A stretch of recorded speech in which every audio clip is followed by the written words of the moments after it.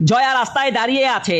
একটি বাস আসছে। সে ভয় পাচ্ছে, কিন্তু সাহস করে একটি বড় সিদ্ধান্ত নেয়। সে গলায় ঝুলানো ক্রিসের রকেটটি খুলে ফেলে, যা তার খ্রিস্টান পরিচয় প্রকাশ করে। তারপর ব্যাগ থেকে একটি মুসলিম হিজাব বের করে পরে নেয়, কারণ সে বাসে উঠতে চায় এবং জানে তার আসল পরিচয় যদি প্রকাশ পায় তবে হয়তো নিরাপদ থাকবে না। বাসে সব যাত্রী মুসলিম। ড্রাইভার তাকে সন্দেহর চোখে দেখে, কিন্তু জয়া চুপচাপ বসে যায়। তার বুক ধড়ফড় করছে, কারণ যুদ্ধের ভয় তাকে প্রতি মুহূর্তে তাড়িয়ে বেড়াচ্ছে। হঠাৎ তার চোখে পড়ে এক মা আর তার ছোট মেয়ের দিকে। মায়ের মুখ ভরা চিন্তায়, কিন্তু তিনি তার মেয়েকে শান্ত করে আঁকড়ে ধরে রাখে। সেই ছোট্ট দৃশ্যটা জয়াকে কিছুটা সান্ত্বনা দেয়। বাস থামে। বাইরে সৈন্যদের দেখা যায়। মুখোশধারী অস্ত্রধারীদের সঙ্গে ড্রাইভার কথা বলে। হঠাৎ গুলির শব্দ ভেসে আসে। জয়া দ্রুত ঝুঁকে পড়ে প্রাণে বেঁচে যায়, কিন্তু বাসে অসংখ্য যাত্রী মারা যায়। সে তাকিয়ে দেখে সেই মা আর মেয়ে রক্তে ভেসে আছে। সৈন্যরা বাসে পেট্রোল ঢালতে শুরু করে। বাসে এখন শুধু জয়া আর মা মেয়েটি বেঁচে আছে। জয়া নিজের কাছে থাকা লকেট বের করে,